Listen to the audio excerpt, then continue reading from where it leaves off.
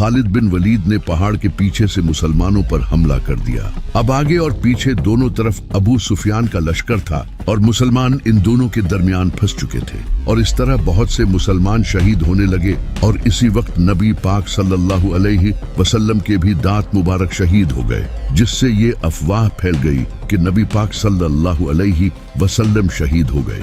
जब सहाबा ने ये सुना तो कई सहाबा ये सुनकर भागने लगे, यहाँ तक कि हजरत उस्मान और हजरत उमर जैसे सहाबी भी जंग छोड़कर भाग गए। लेकिन सिर्फ 12 लोग नबी पाक सल्लल्लाहु अलैहि वसल्लम के साथ बाकी रहे, जिनमें इमाम अली अलैहिस्सलाम, साद बिन अबी वक़ास जैसे सहाबी थे। तो बाकी बच्चे मुसलमान पहाड़ पर चढ़ गए, जिसे देखकर अबू सुफियान पीछे हट गया। जब वो वापस मुड़े तो नबी पाक सल्लल्लाहु अलैहि वसल्लम ने इमाम अली और बाकी कुछ सहाबा को इनके पीछे भेजा ताकि ये पलटकर हमला न कर दें। और इन सहाबा ने बड़ी बहादुरी दिखाई, जिसकी अल्लाह ने कुरान में तारीफ की है। इस जंग में मुसलमानों को बहुत नुकसान हुआ, जैसे कि नबी पाक सल्लल्लाहु अलैहि वसल्लम के चचा हजरत हमजा रजी अल्लाह तआला अन्हा शहीद हो गए, जो कि मुसलमानों के आर्मी चीफ थे। ओहद की जंग के बाद अबू सुफियान ने आखिरी कोशिश की मुसलमानों को खत्म करने की, और इसने अरब के कई बड़े कबीलों को अपने साथ मिलाया ताकि इस बार वो एक बड़ी फौज के साथ मुसलमानों को खत्म कर सके। उन्होंने 10,000 का लश्कर तैयार किया, जबकि मुसलमान टोटल 3,000 थे।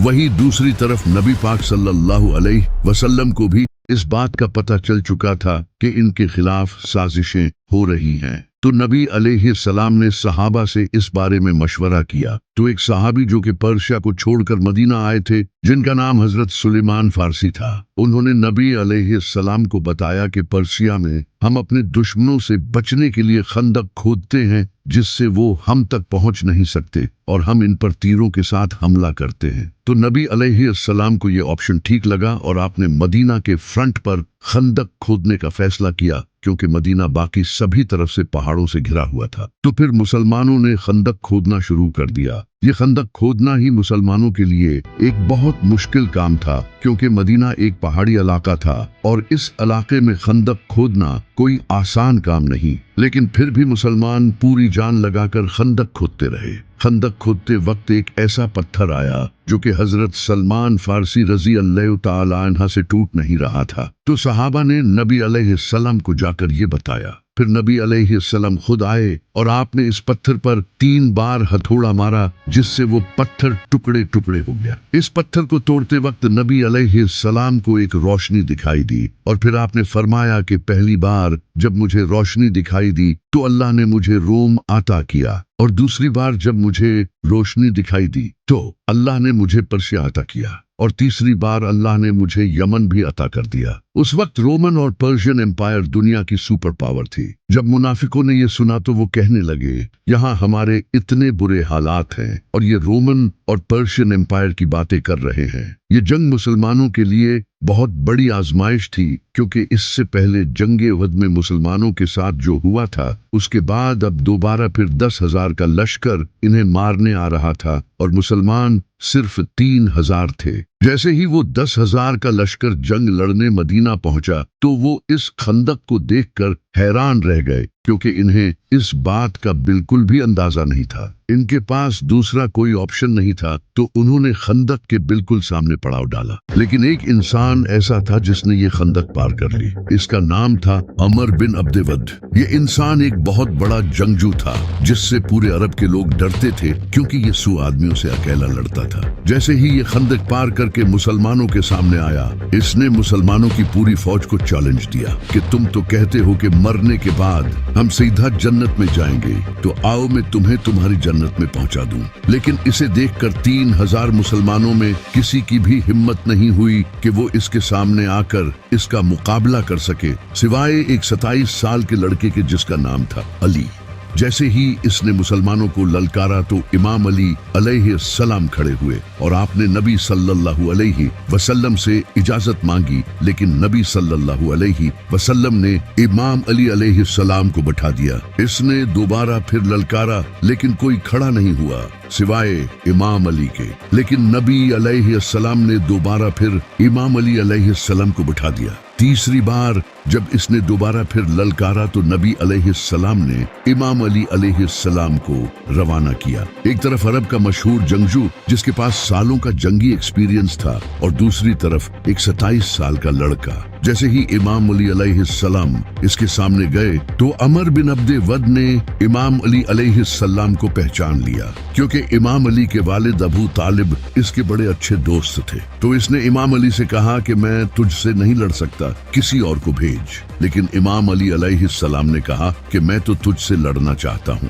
फिर इसने इमाम अली अलैहिस्सलाम से कहा कि मैं अपने हर मुखालिफ को 3 ख्वाहिशों का इजहार करने का मौका देता हूँ। तो इमाम अली अलैहिस्सलाम ने कहा कि मेरी पहली ख्वाहिश तो ये है कि तुम मुसलमान हो जाओ, और दूसरी ख्वाहिश ये है कि तुम ये जंग छोड़कर वापस चले जाओ, और तीसरी ख्वाहिश ये है कि तुम मेरा मुकाबला करो। इस बात पर उसे गुस्सा आया और वो तेजी से इमाम अली की तरफ हमला करने बढ़ा। तो मेरे मौला अली ने एक ही वार में इसे खत्म कर दिया। ये देखकर सब हैरान रह गए, क्योंकि ये किसी मुआजिजे से कम नहीं था। इसके बाद काफिरों ने दोबारा खंदक पार करने की हिम्मत नहीं की। फिर अल्लाह ने तेज आंधी चलाई जिससे काफिरों के खेमे उड़ गए और इन्हें बहुत नुकसान हुआ। लेकिन काफिरों ने एक नई चाल चली। उन्होंने मदीना में मौजूद यहूदियों को अपने साथ कर लिया और इनसे मदीना में दाखिल होने का रास्ता मांगा, जबकि इन यहूदियों ने मुसलमानों के साथ डील की हुई थी। फिर भी उन्होंने गद्दारी कर दी और इस तरह मुसलमान फंस गए और अब इन्हें अपनी मौत सामने नजर आने लगी,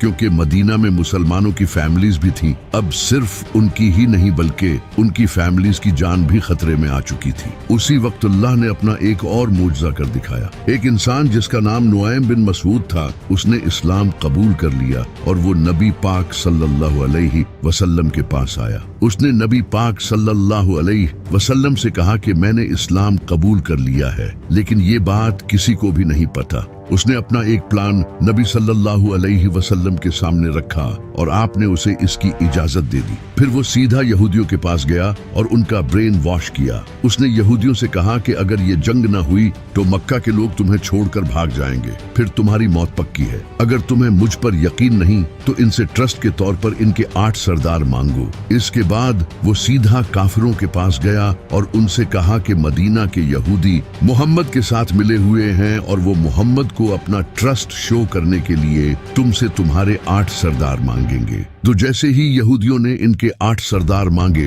तो इन्होंने साफ इनकार कर दिया। इससे इनकी डील टूट गई। अब काफिर फिर से अकेले पड़ गए थे और आंधी की वजह से उन्हें काफी माली नुकसान हुआ और उनका खाना भी खत्म हो गया। फिर वो वापस चले गए। इनके जाने के बाद नबी अलैहिस्सलाम अपनी जरा उतारने लगे। इतने में ही हजरत जिब्राइल आपके पास आए और आपसे फरमाया, या रसूलुल्लाह, अभी यहूदियों से बदला बाकी है। तो नबी अलैहिस्सलाम ने इमाम अली अलैहिस्सलाम की क़ियादत में एक फौज रवाना की और फरमाया कि असर की नमाज हम वहीं पढ़ेंगे। वहां पहुंचकर यहूदियों ने नबी अलैहिस्सलाम से कहा, हमें आपका फैसला कबूल नहीं, आप हमारे साथ जो चाहते हो वो करो, लेकिन हमारा फैसला साद बिन मुआज रजी अल्लाह ताला अन्हा से कराओ, क्योंकि साद बिन मुआज को वो जानते थे। तो साद बिन मुआज ने उन्हीं यहूदियों की किताब तौरात से फैसला किया, क्योंकि तौरात में गद्दारी की सजा मौत है। इस वजह से फिर हजारों यहूदियों को कत्ल कर दिया गया, सिवाय उनके बच्चों और औरतों के।